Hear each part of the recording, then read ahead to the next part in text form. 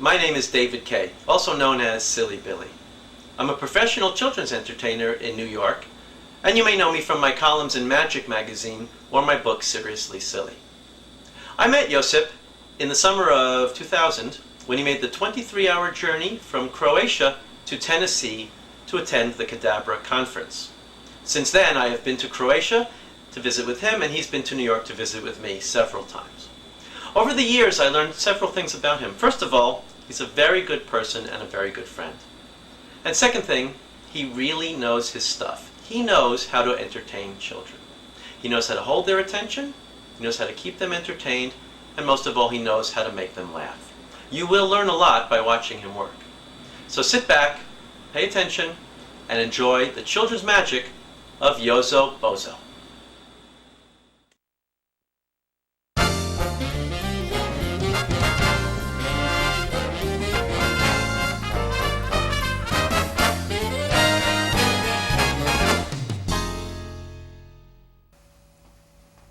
Hello, and thank you for purchasing this DVD.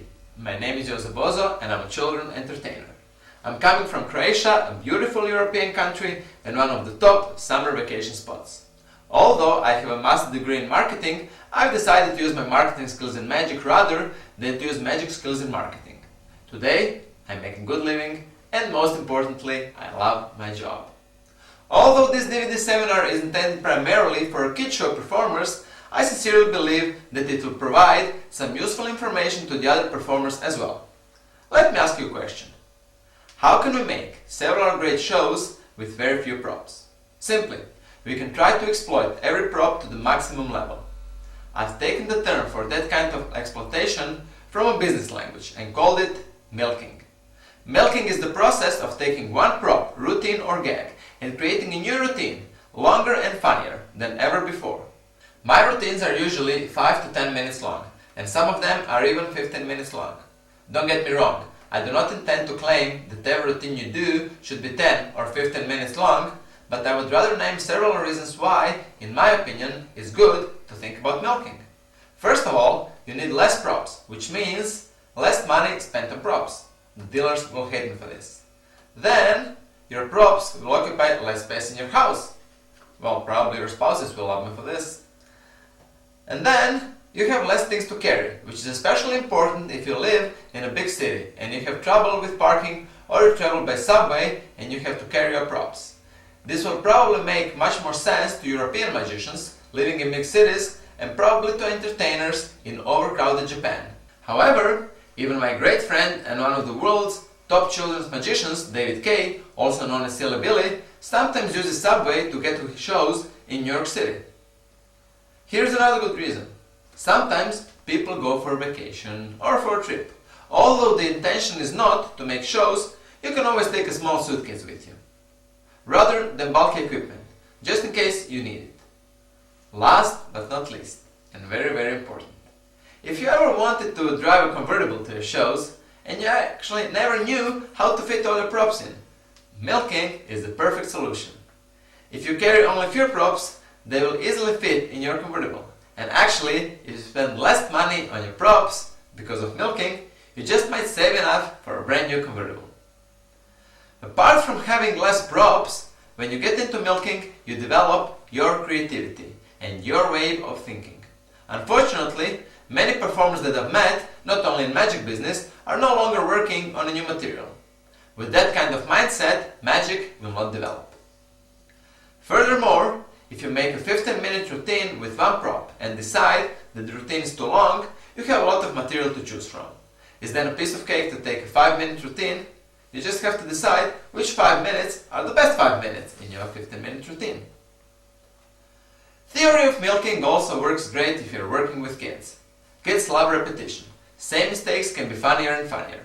However, repetition should be smart and with inner logic, but I will talk more about that subject later.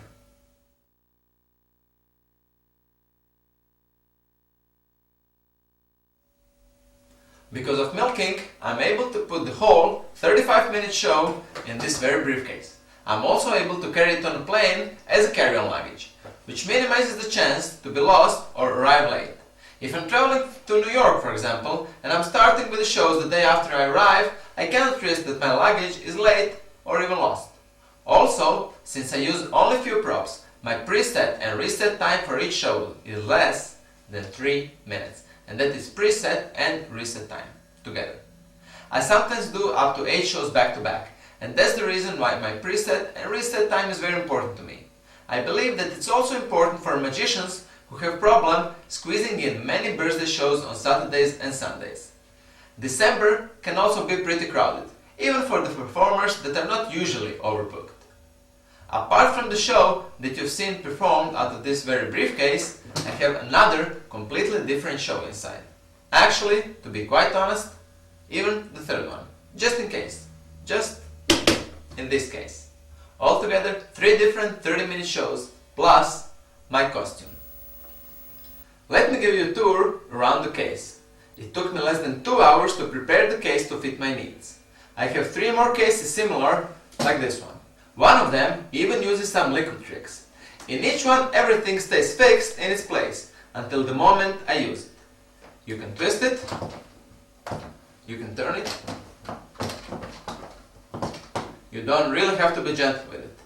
But the moment you open it, everything is in place. When I enter the venue, I open my stand,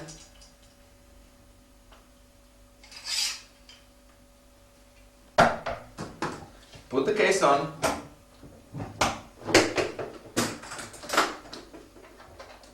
and everything here is in its place.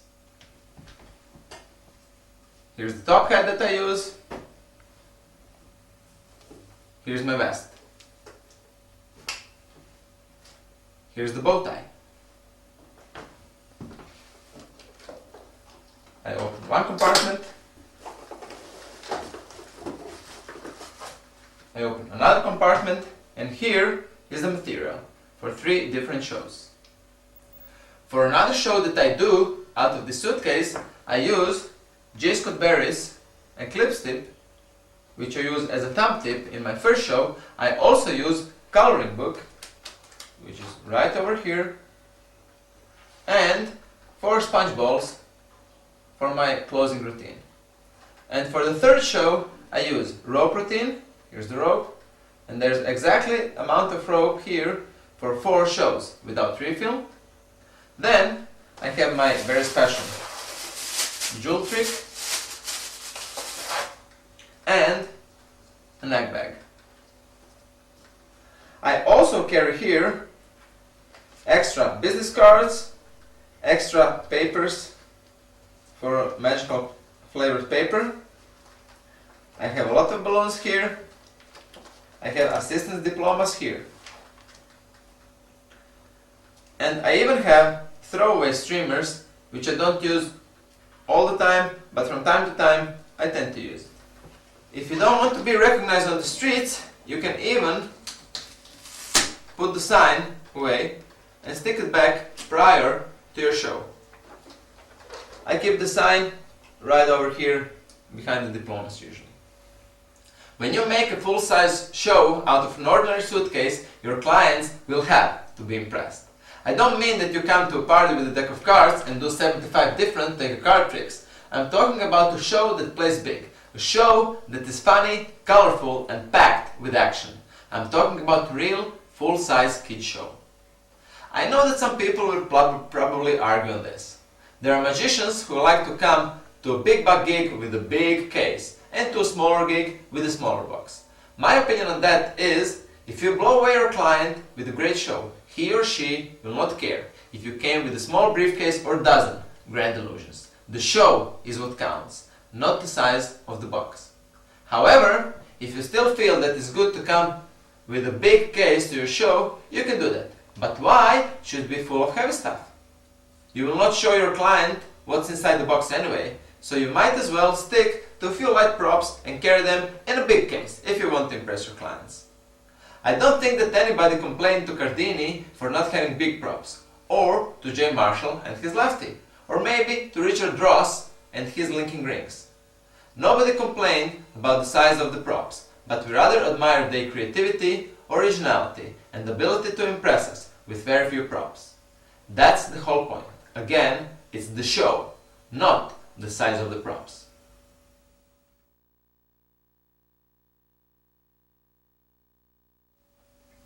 Let's talk a little bit on the subject of originality. What exactly originality is? If we know that every possible book in English language is made out of 26 letters, and even the most beautiful symphony is made out of 8 tones, and every painting in the world is a mixture of 3 basic colors, it's actually very difficult to talk about originality. In my opening routine with the thumb tip, the silk appears in kid's sleeve. This is one of my oldest routines, and I've done it for over 1500 times. No matter how silly it sounds, for years I thought that this is actually my original idea. Of course, later in my life I have discovered that many magicians are doing the very same thing. You have to know that growing up in Croatia was not the top spot for a potential magician. Terrible image of magic, even as a hobby. Less than 30 magicians in the whole country, and 3 of them are the good ones. I didn't even knew them at that time, and I couldn't see them performing anywhere. There are no more than a dozen magic books written in Croatian, no videotapes in Croatian, no magic shop in Croatia. I know that this sounds incredible to you, but it's true. It was extremely hard to see a magician anywhere and impossible to buy a prop. Of course, economic situation was pretty bad, so every prop would cost a small fortune. If I would like to order a prop from the States, I would have to pay high postage and high import taxes. When I was a kid, I didn't have a credit card, so I couldn't order anything. When I was a teenager and I could convince my parents to order something for me, we had no money to spend. Only in my 20s, I could finally buy props, books, videos. However, I never get quite used to videos because I didn't want to be influenced by a good presentation and copy the routine. Well, worst of all was the fact that I had only catalogs to order from, and the prop that I would get from catalogs would be usually far, far below my expectations, and it would cost several weekly wages. So, what do you do in a situation like this? You exercise your creativity. You do the milking. When I decided to start a professional career, I had very few props. I created the show and kindergartens liked it. They told me, let us know when you have a new show. Well, for the new show, I had even fewer props to work with. That's the moment when the idea of milking was born.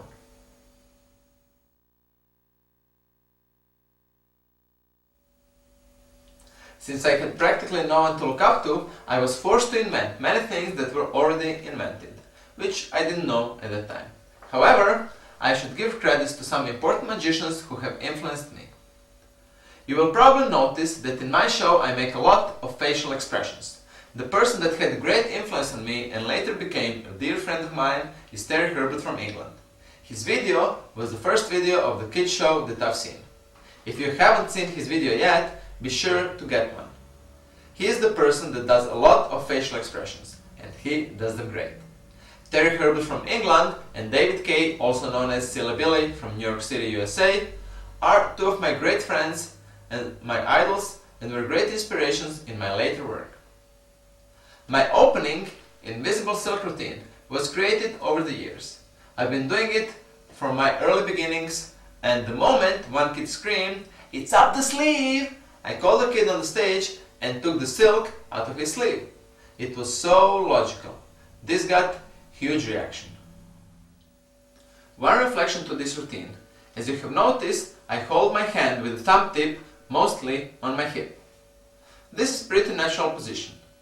And when I have a thumb tip on my thumb, I can tuck the thumb under my vest, so I can work surrounded. Let's take a look once again at my opening routine, which will demonstrate how can you make 10-minute thumb tip routine packed with action and magic. I would like to show you one very special thing, actually 2 very special things that I've got recently. I've got 2 magical handkerchiefs. One of them is no problem with this one. It's the green handkerchief, which is visible, and the other one, I always have problems with this one. Wait a second. Oh, here it is. It's red, invisible handkerchief. And with this invisible handkerchief, I can do so many magic things you wouldn't believe. What's your name, sir? Alexander. I will do like this with my fingers, and the magical handkerchief will appear right behind your ear.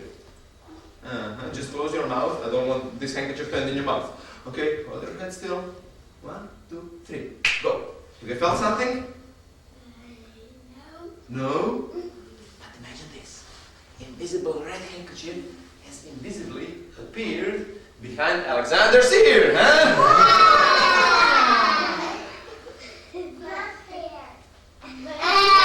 You don't trust me. What's your name? Neil. I will flick my fingers and it will appear behind your ear, okay? 1, 2, 3. Have you felt something, Neil? No. Nothing? Just take the handkerchief with your fingers and throw it to me, okay? It's not behind that ear, it's behind the other ear.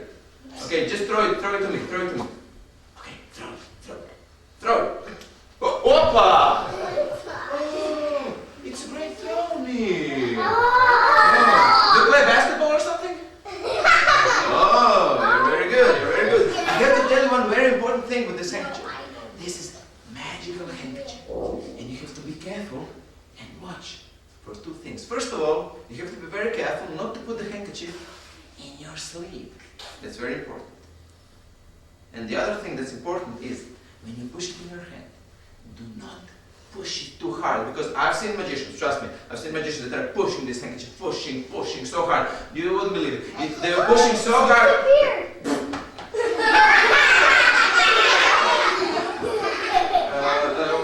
Well, that's why I have this green handkerchief. Now,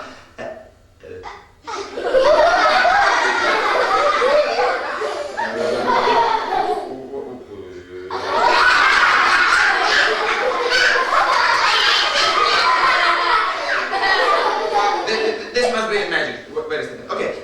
Now, at least now we know how can we make this handkerchief invisible. What do we have to do? We have to Push it really hard. Right. We have to put it inside this handkerchief and push it really, really hard. And when you push it so hard, the handkerchief has disappeared. It's not in my hand. In my hand it's only the green handkerchief, not the red handkerchief. Huh? This hand? No, there's nothing inside. No, it's nothing inside this hand. No, I cannot open it. Do you want to check if it's inside this hand? Yeah. Okay, we'll check. There's nothing inside the hand. No, it's not. Okay, everyone who thinks the handkerchief is in this hand, raise your hand up. And if you're sure that handkerchief is inside this hand, raise your both hands up. Wait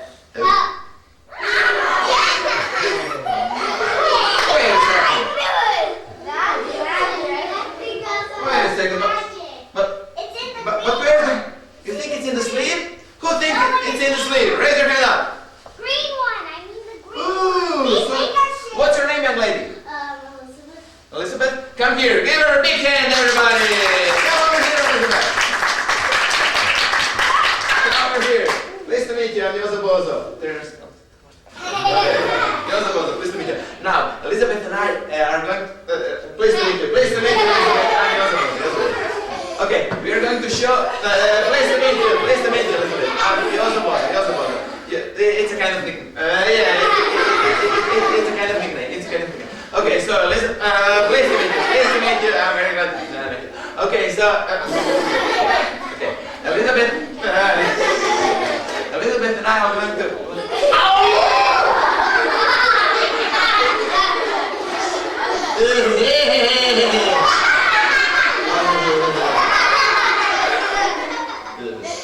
Okay, Elizabeth, you said that handkerchief is inside the sleeve. Did you mean the green handkerchief or the red handkerchief?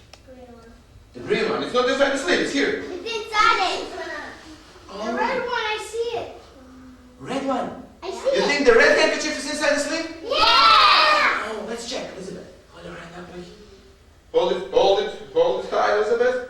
Ooh, Elizabeth. So they really guessed right. It's inside the sleeve.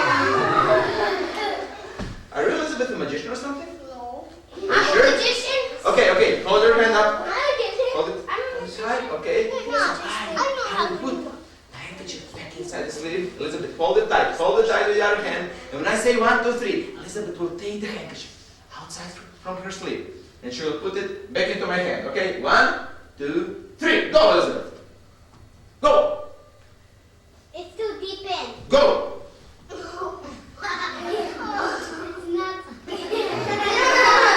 What happened? not visible. It's not in? Wait a second. Let me check another sleeve. Oh, Elizabeth. If you would be holding it tight, it wouldn't go from one sleeve to another, Elizabeth. You have to put it back in the sleeve. You just have to hold it very tight, Elizabeth. Very tight. Don't let it go. And when I say 1, 2, 3, Elizabeth takes the handkerchief from her sleeve and puts it on my hand. Okay, 1, 2, 3, Elizabeth, go!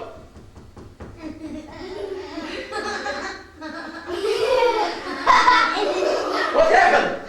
Something there. Elizabeth, look here. Look here. Oh. You know what happened?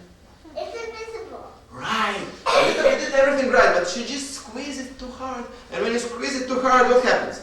It's invisible. It becomes invisible. Elizabeth, hold this invisible handkerchief. Oh, don't let it drop. Okay, hold it. Oh, don't let it drop, Elizabeth. Just hold it. Okay, hold it tight. Okay. And just put your hand high up in the air so everyone cannot see it. Okay. Just stay on this side. Now, Elizabeth is going to make a very special handkerchief. Elizabeth, you're going to throw this handkerchief right into my mouth. Okay? You. Don't hit the window. Okay? Just into my mouth. And it will become invisible. Elizabeth, on the count of 3. Everybody, let's count. 1, 2, 3. Go. Not so high in the air, Elizabeth. You almost broke the window. Okay, Elizabeth, into my mouth. 1, 2, 3. Oh.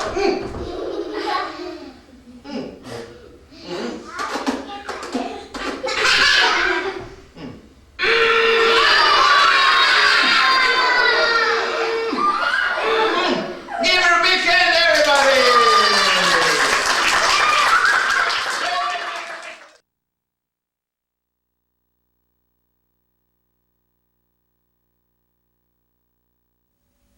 Okay, let's go to the mouthful routine now. I think that the Harry Blackstone was the first person that I've seen on old Candid Camera show doing paper streamers out of the mouth. Whoa, that was great. However, when I found out that the pack of dozen was $12, meaning 10 packs are $120 plus the airmail plus the import taxes. Whoa again.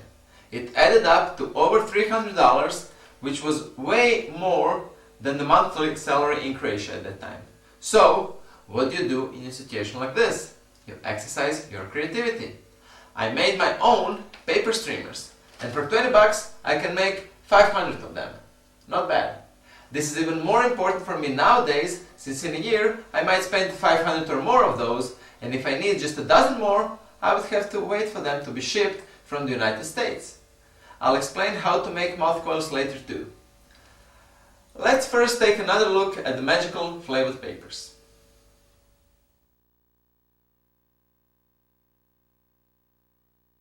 Give Alexander a big hand, everybody!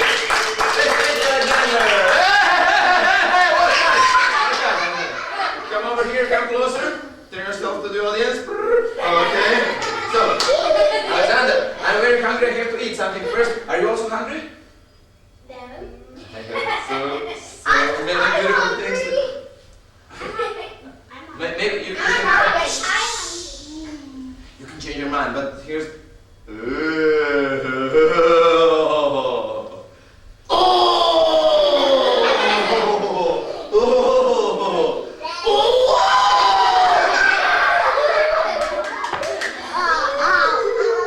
So many nice things. You still not hungry? Look what I have got here. I have one paper with a banana flavor, one paper with the raspberry flavor, and the apple, Granny Smith, and the orange. Well, of course, you're not supposed to eat the papers, of course. Actually, everything that's not the food you shouldn't put in your mouth, right, Alexander? Yeah. But these are magical papers, so I can eat them. Or we can, even better, make a magic trick, huh? Yeah! Okay, Alexander, I will put these papers into my mouth. you will wave with the magic wand over my head, okay? And magic will happen. But Alexander, be very careful to wave with magic wand over my head, not to hit me to my head, okay? Yeah, once I had a kid that hit me with the magic wand, then I had a headache for 5 days. So Alexander, be very careful not to hit me to my head, okay? Just hold this magic wand very carefully, okay? And just wave over my head, okay? Wait, faster, Alexander! Faster than this! You know what? Maybe this magic hat is blocking the magic. Okay, so Alexander, once again. It's not happening. No, it's not happening. It's not happening. Maybe I need. Why don't we need a bigger one? You think I need a bigger magic wand? Okay, I need a bigger magic wand. Okay.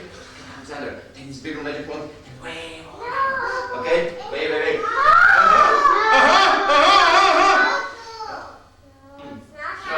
It's rubber. I have a big magic wand. I have a really big magic wand. And it's not, it's wood, I know. Okay, just hold it. Yeah. Hold it to this white part and hold it high up in the air. Hold it tight and high up in the air. Very tight and very high. The tighter, the higher. Oh, sorry. Just hold it here and high up in the air. Okay.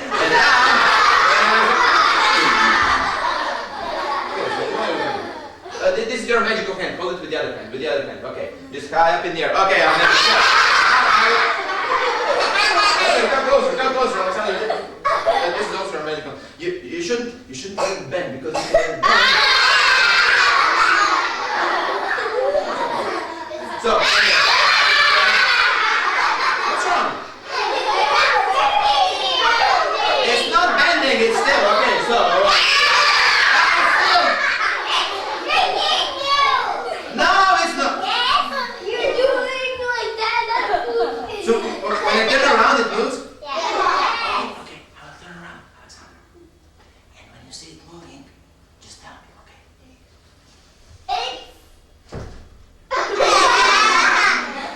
Don't make fun of me.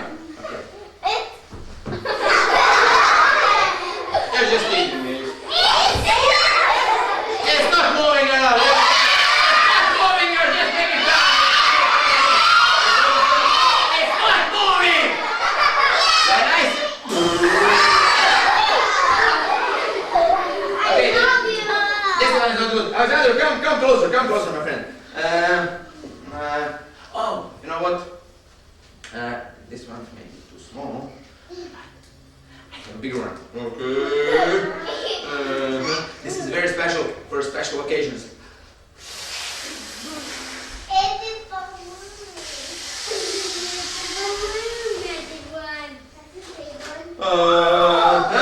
Alexander, okay, come closer. Towards the audience. Okay, come closer. Just hold it with your both hands. Here. Alexander! Don't hit it to my head, okay? Just hold it. I should better. Alexander, don't hit me on my head, okay? Okay, so I will put this paper into my mouth. And you just have to wave with the magic wand over my head, okay? And you know what we forgot? The magic words. We have to say. No, we have to say Yozo Bozo very loud, everybody.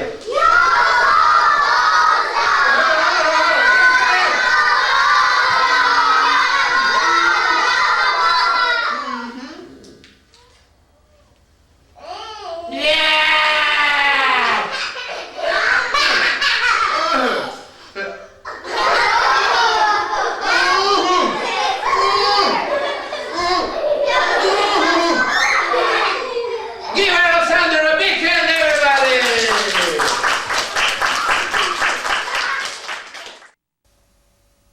Assistant hitting me with magic wand was also Terry Herbert's idea. Since I wanted to use a big wand for this routine, I have experimented with different wands. Telescopic wand, 6-foot pole, which I have cut to 3-foot pole, regular Fantasios wand, and several others. Finally, the revelation was Silly Billy's inflatable wand, which is also a great gift. Your logo or website can be printed on it, and it's a great promotional item. To finish the mouth coil routine, I will just show how can you make cheap mouth coils if you want, and how to blow up the Silly Billy's inflatable wand. So, how can you make cheap mouth coils? You can buy these throwaway streamers in many stores around New Year's Eve, Christmas, or around Halloween. They come in packs of 27 if they're the wider brand. So, you just take this one, roll it up a little bit until they get approximately this size. Sometimes I even use two if I'm working on a bigger stage, so I get twice as much length. So, when you roll it to the size that you want, you just tape the end here, pull the other end out,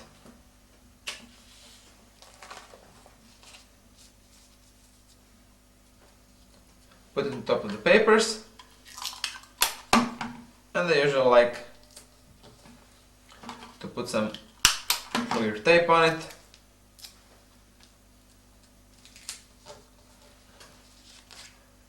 And this is preparation for my mouth coil routine. So, less than $1 for 27 mouth coils.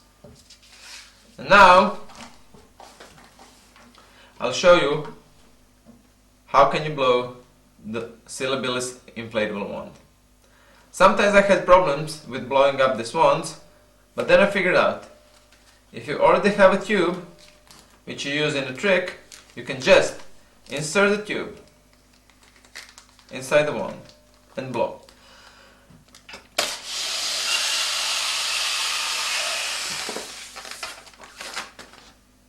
That's it. One blow and you're done.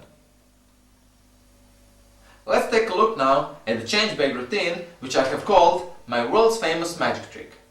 The idea for my change bag routine originated in one of the old Alakazam's article, which I've read years and years ago. Unfortunately, I haven't been able to locate that particular article, so I cannot give you more detailed information. I've changed the routine quite a bit, and it evolved into a 10-minute hilarious routine with 2 assistants. Routine is dynamic, big, and strong enough to close the show with. You will notice a little fumbling before the trick that I do in my suitcase. That's because I wanted it to be exactly as in real life. If I would have several shows in a row, silks would stay in the change bag between the shows. After the last show that day, I would take them out and I would reload not prior to the first show in the morning, but during the first show next day. This is my first show that's recorded on the tape, and I'm loading the change bag while I'm picking the assistant. I didn't want to load the silks before the show, I just wanted everything to be exactly as in real life. I arrive and start with the show immediately. I have a very special trick to show you. It's not any kind of magic trick.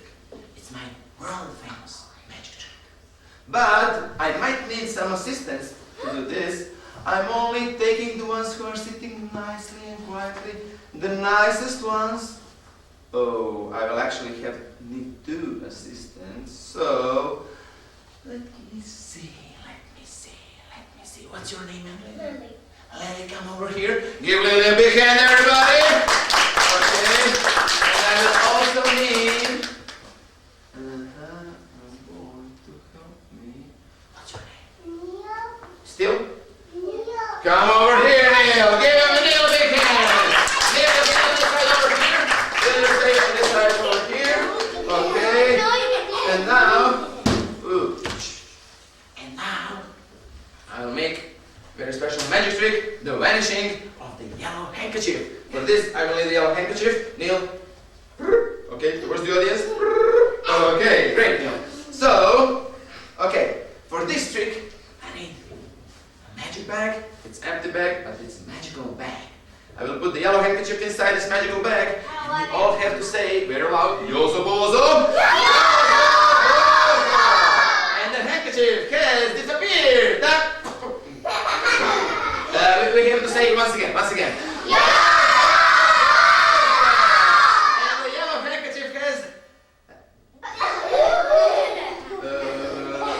He has disappeared. And now we yell once again, Yozo Bozo. And the yellow handkerchief is back into the bag. Ta-da! It reappeared back in the bag. No. Okay, I'm not good at it. Okay, well, that's why I need assistance.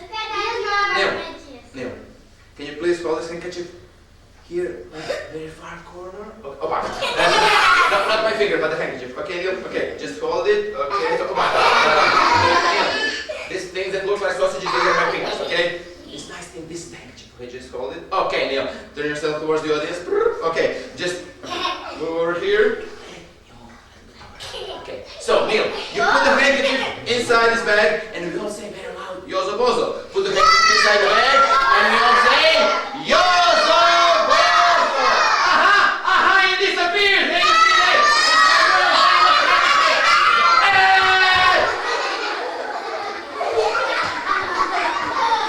Have you seen that? Yellow handkerchief has disappeared from the bag and reappeared back into the Neil's hands. It's incredible! It's incredible! Only Yozo Bozo can do such magic. Okay. Huh? Neil didn't put it in. You didn't put it in? No, Neil. you were too Turn towards the fast. audience. You're too Okay. fast. Lily, you just hold the handkerchief. Okay. So put it inside the bag, and we all say, Yozo Bozo! Aha! Have you seen it? My most famous handkerchief. Yes! Have you seen it? So, now it disappeared and reappeared back into the bag. What do you mean no? You didn't put it inside? Yes, take the handkerchief. Put it inside the bag. Put it all the way down. Watch your hand. I don't want your hand to disappear, okay? And we all say very loud. And the handkerchief is... it's gone. It has disappeared. It's no okay, I can see. I'll put my empty hand inside the bag. I'm searching for the handkerchief. No. There's nothing in the bag. Oh, no. Sorry. Okay, Lily. Okay. You put your fingers like this. Put your hand inside the bag and tell everyone it's nothing in the bag. Nothing in the bag. See, it's nothing in the bag. See? Okay. And tell everyone it's nothing in the bag. There's something in the bag. There's nothing in the bag. So.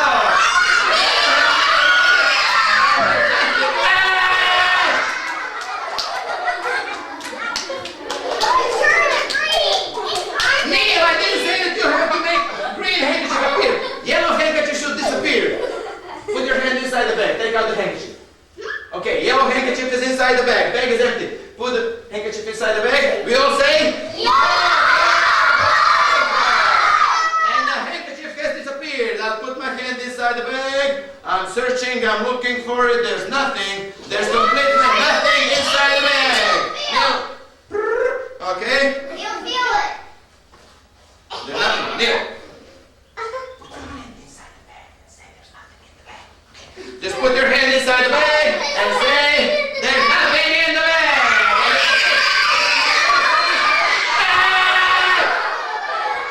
Neil! Yellow handkerchief should be in the bag. Put your hand inside the bag. Yellow handkerchief should be in the bag. Okay, yellow handkerchief is in the bag. Bag is empty. Put the handkerchief back in the bag. Okay, and we all say very loud,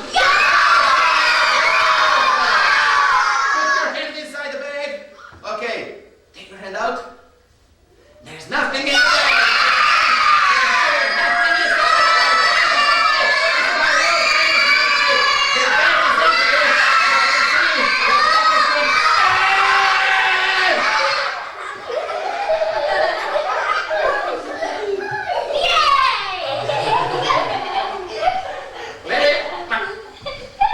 there should be yellow handkerchief inside the bag. Neil, put your hand inside the bag. Yellow handkerchief is in the bag. Don't do any magic in it. It disappeared. It was. But wait. Quick. But- It disappeared. But how will I? Yellow. Wait. Yellow. Wait. Yellow. shout Joseph Bozo very loud inside the bag. Joseph Bozo. Take your hand down, your hand might disappear. Your hand might disappear, you just shout inside. Really, I bet you can do louder than that. Hey, sing that thing louder than that. Louder than that. Everybody! Why are you shouting? I told them to shout, not you. Okay, everybody, on the count of 3. 1, 2, 3. Give them a big hand to my sisters! I'm not claiming that all these routines are completely my original ideas, but they are partially mine and quite different than other routines that I've seen. If you make your own routine, there's less fear that some kid will yell, "I know that one!" because the routine you do will be totally different than the one they've seen from the other guy that performs it word by word from instructions. And, as you very well know, kids will be very eager to let you know if they've seen it already. Furthermore, if your client sees a trick performed in a way that he has seen before, he will presume that you've stolen somebody's material.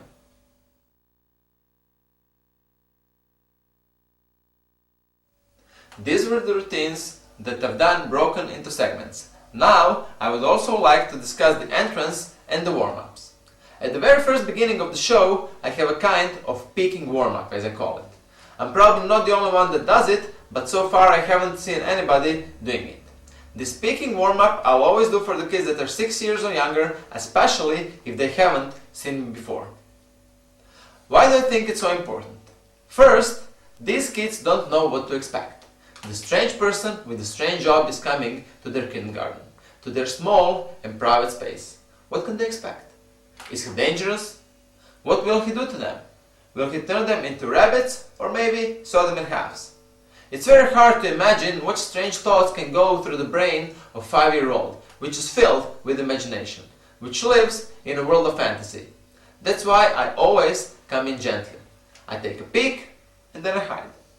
They've seen me, they have time to process the information. So, is he scary? No, we would like to see more of him. Then, I take another peek. What do kids think?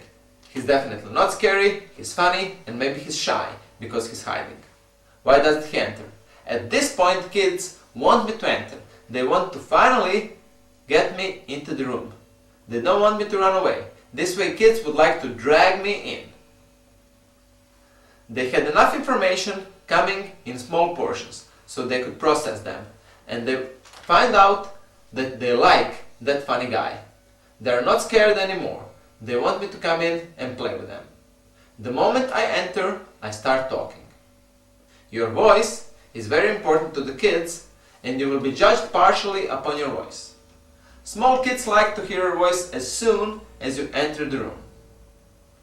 Also, as you have seen at the beginning, I start the show without my full costume on. I use the dressing part as a warm-up, and I do this for several reasons. First of all is the warm-up, and warm-up is an important part of every show. Secondly, the fact that I don't have to dress enables me to start the show the very moment I enter the venue. For smaller kids, it's also much more acceptable if you're not dressed very strange at the very first moment they've seen you. Last but not least, I like to come dressed quite ordinary with a small briefcase to create an element of surprise to my client. I have been recommended to most of my clients by word of mouth, although I don't advertise. Over the time and after more than 7,000 shows, I have developed a very powerful brand in Croatia. My clients also know that they are paying the top price for my show. That's why some of them are surprised when I start the show with a briefcase in somewhat ordinary outfit. That way, my clients subconsciously don't expect much. Since I'm always trying to deliver my best, by the end of the show, they're impressed even more. That's the element of surprise. In case somebody is wondering how does it work when I put the left hand into the right sleeve and right hand into the left sleeve, it just works. So, you just have to try it. Left hand into the right sleeve, right hand into the left sleeve, and since the vest is turned the other way around, we put the hand in their correct sleeves. So just do like this, and vest is in right position. Putting on vest is a gag based on repetition. However, in this routine, I repeat the same mistake, but never in the same way, as you probably noticed. I never repeat exactly the same thing. That takes us to repetition in milking.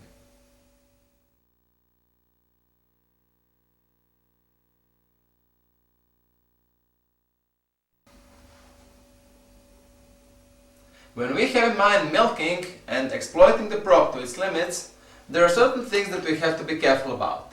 This is especially important if you work with kids. Much too often, I've seen kid show magician repeating same mistake over and over and over and over. After 5 times, it's really not funny anymore. It's even worse when a magician is doing it with every prop he has and in every routine. Kids may like repetition, but kids don't like unintelligent magician. When we do the repetition, we shouldn't do the same mistake too many times. It's okay to do it twice, maybe even 3 times. But then, you should look for another solution. We should try to solve the problem. If it doesn't work one way, we'll try differently. Let's take a simple, real-life example. You put the ball on the table. It rolls down. You might try it again. It rolls down again. Okay, now you will search for the solution. You will not try to put the ball on the table for next hour or so without changing anything. You might put something in front of the ball, you might tilt the table, or you can put the ball on a piece of cloth. Transfer to a magic show, you try something, you fail. You try again, it doesn't work. Now you will try the different way, because you know it obviously doesn't work this way. You'll make twists, you'll make turns, and at the end hopefully you will succeed in finding a solution. But you will try to actually solve the problem. This can also be compared to any kind of story or movie. Let's take a comedy movie for example. Very often, main actor gets himself into the trouble. In order to get out of the trouble, he tries something, usually the easier way out, which gets him usually into greater trouble. Eventually, he's trying different solutions and possibly falls deeper and deeper until he finds the right solution that leads to a happy ending. If the main actor would get into the same trouble over and over, we would think that he's pretty stupid. Same principles can be applied to the kids. So remember, kids like clumsy and silly magicians, but they don't like stupid ones. When you milk the prop, you have to do twists and turns in order to stay fresh and stay interesting. If you get deeper and deeper in trying to solve problems, you raise the tension and you become more and more interesting to the audience. Good example for repetition in milking is definitely one of my favorites. Victor and Marcello Contento's comedy Springbound. Let's discuss for the moment the routine that you've seen on DVD. First, I milk the situation of giving the wand to my assistant, pretending not to notice that he or she is trying to grab it. Then, when assistant finally grabs it, it bends in assistant's hands. I comment that he has a magic hand, so he should take it with another hand, then he takes it with another hand and it bends again. Then I take the wand and start talking that it's very important that the wand doesn't bend, because if it bends, it loses magic powers. But the moment when I'm turned away, the wand bends, of course. This freaks the kids out. So, the moment I look at the wand, it doesn't bend. The moment I turn away, it bends. So, and there's the game. After that, kids figure out, and they're telling me that the wand is bending while I'm not looking. So, I ask them to let me know if the wand bends. And then we have another game, if they can play fun on me, or they can be just quiet and I'm trying to catch the wand in action, and that's it. It's always the twist, it's always the turn. Okay, just hold it to this right part and hold it high up in the air. Hold it tight and high up in the air. Very tight and very high. The tighter, the higher. Oh, sorry. Just hold it here and high up in the air. Okay.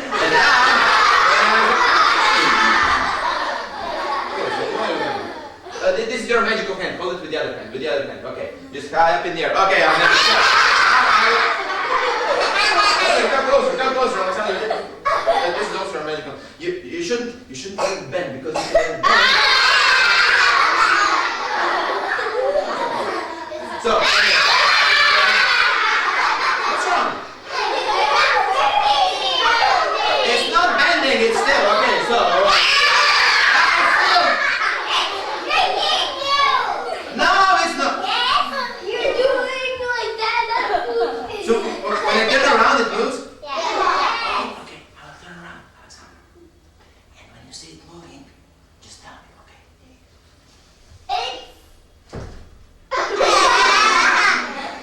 Don't make fun of me.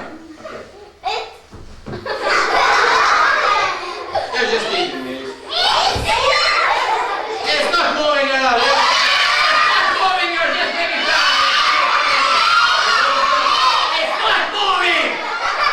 When I say.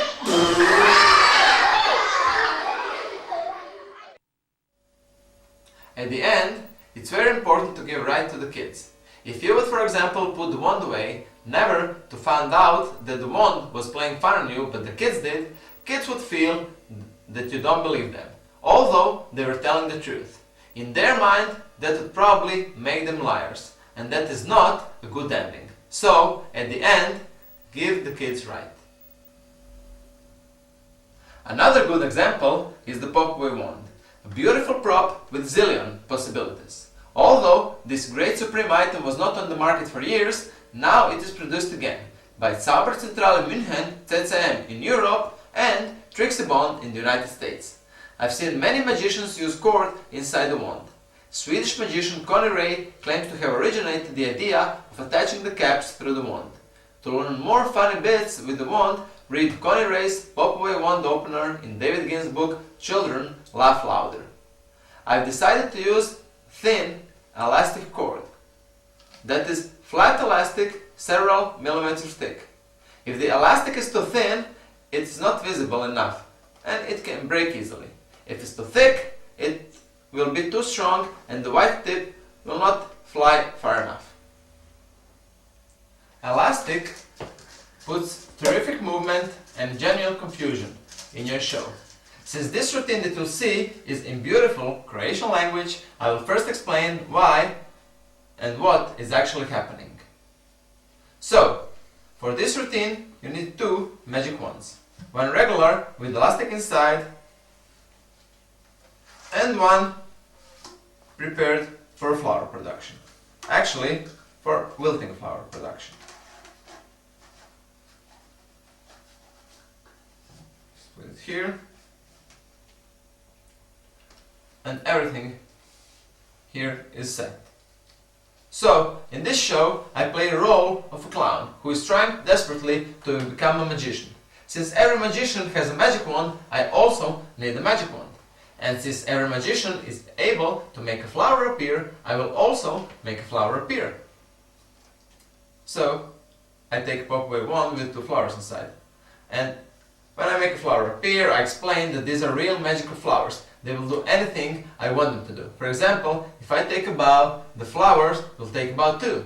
Of course, flowers do not listen to me, they play a joke on me, and it's always many twists, it's always many turns. But it's never the same mistake over and over and over. Actually, the main reason why I use the wilting flowers is the fact that I got them very cheap when I was a kid. And I never knew what exactly to do with them. It was one of the dumbest props that I've seen ever. That's why it was so intriguing for me to make a routine with them. After the flowers, I continue with the Popway wand. Of course, switching the wands. You will notice at first that I have problem with the tip falling off the wand. I'm trying to solve the problem by putting it back on and then holding it, since it will obviously fall off again. Then the other tip falls off, which I don't notice. Then I try to screw the tips on, since it will hopefully be better this way. And so on and so forth. I'm always trying to find a solution. It's not just literally repeating same action and same mistakes over and over and over. It's always a twist, it's always a turn. Let's take a look at the action.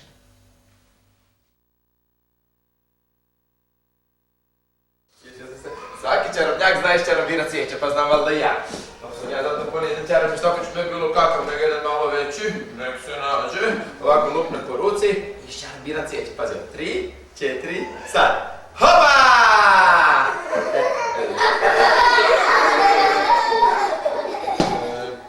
Znači, tek malo drugo ruci ovako. I hopa! Malo jače da lupi, tako.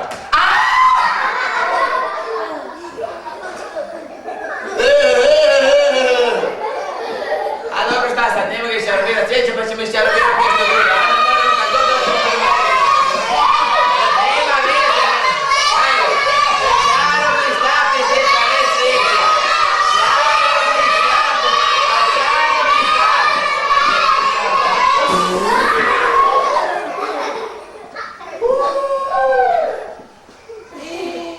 Pa to su moji čarobni cvetike, djeco. Ej, samo znate što? Ovi su cvetike, djeco, toliko čarobni da svakako čarolije znaju napraviti. Evo, na primjer, što znaju? Znaju ovako, kad se ovako naklonim, onda se i cvetike naklone. Pa jesi dobro. 3, 4, sad.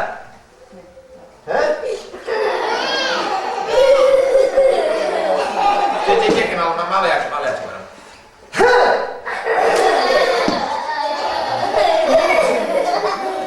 Čekaj, samo malo.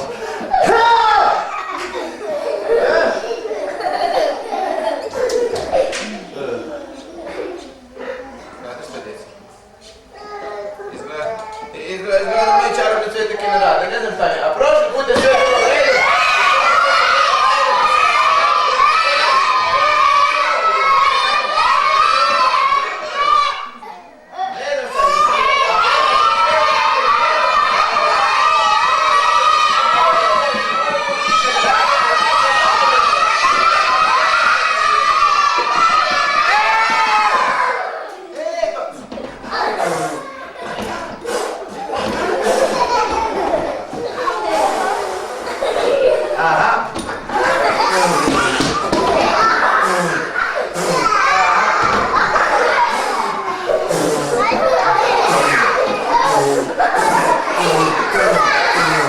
Evo ga da.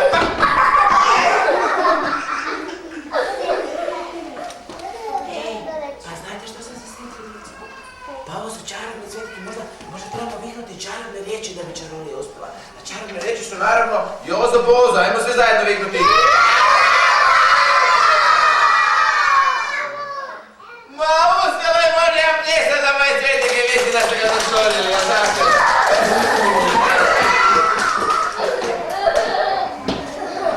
Znate šta, djeco? Drago me da radi moji čarobni cvetike, ali da budem iskren, još mi draže da nam radi čarobni štapić. Da nam čarobni štapić ne radi. Mogli bi svi fino pokupiti i ići kućama. Mislim, vi ste kući tu blizu, ja sam skoro... Dobro, šta je sad?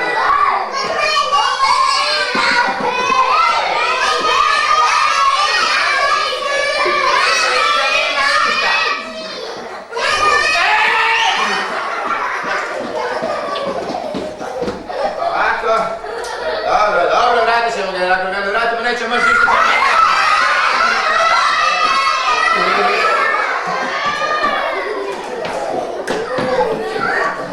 Ovako, tako je. Evo ga, ovako, znate šta, morat ćemo njega što... Morat ću ja njega čvrsto držati jer će mi tako inače stalno odlaziti. Šta se...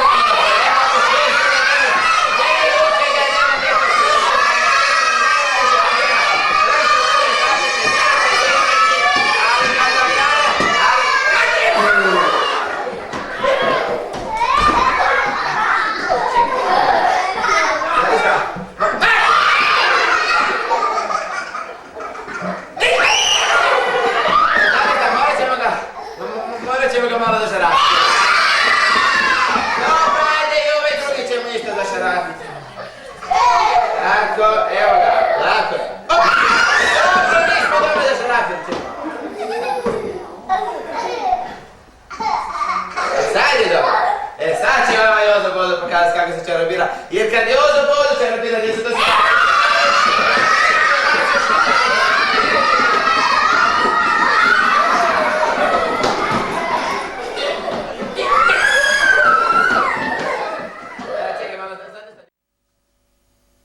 Another good example for repetition in milking is also one of my favorites. For that routine you actually do not need a prop at all. You only need 4 regular round balloons.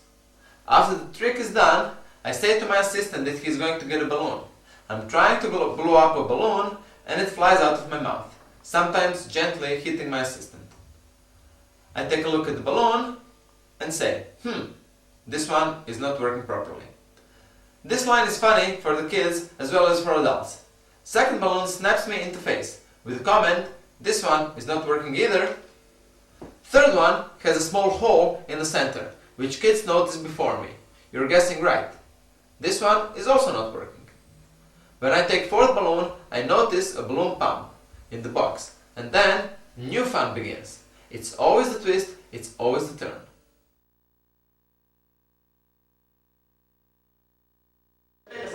Prije toga Tibor dobit ćeš jedan balon. Nije nešto, ali to ti je došlo s tako pristojno sjediti. Idemo svi zajedno jako puhnuti. Jače malo, ljudi moji. Ispričavam se, čekaj, ove ne radi, čekaj. Aha, evo ga, bijeli signal radi. Tibor, idemo, svi zajedno.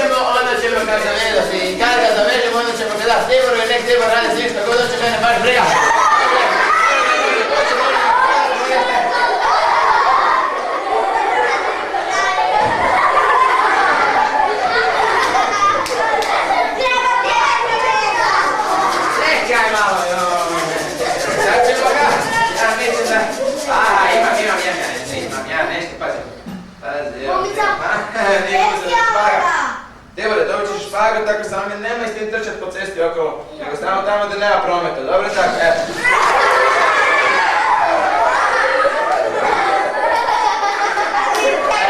Znate šta izgleda na špagica baš mi radi?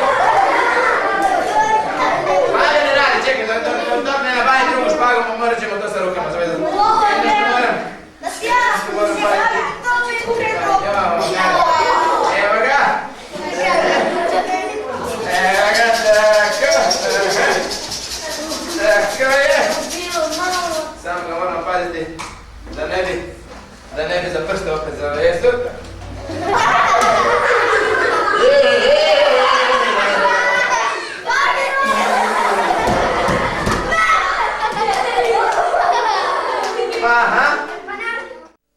Many of my shows are educational. And the very nice bit with the balloon routine is the point of the story, which I make at the end of this routine. This particular show is about persistence and self-esteem. Since we have finally succeeded in blowing up a balloon, I make a moral that we have to be persistent and never give up if we want to achieve our goals. All these routines have one thing in common. There are many twists, there are many turns in each repeating sequence. All that in an attempt to finally solve the problem. It's not just boring, exactly the same repetition process without a final goal. And of course, since everybody likes a winner, kids will be happy when you finally reach your goal.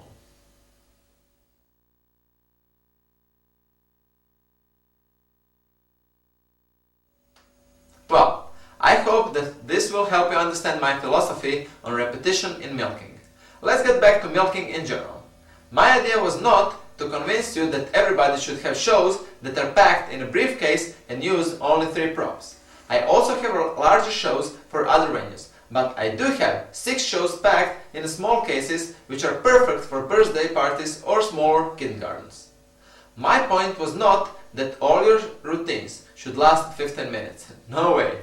My point was to motivate you to explore the possibilities of milking and enjoy the benefits of milking, such as you spend less money on props, you develop creative thinking and make routines different from your competition. Clients will appreciate your creativity. Kids will appreciate your repetition with the twists and turns, and they will have a great time. And most important of all, you can go to your shows in a brand new convertible. Maybe the next time you meet a card shark that brags that his whole show fits in a small briefcase, you might be able to tell him that in your briefcase you have 3 completely different stage shows as well as your costume. I hope that this DVD has given you some insight of one's perspective in milking and creative thinking.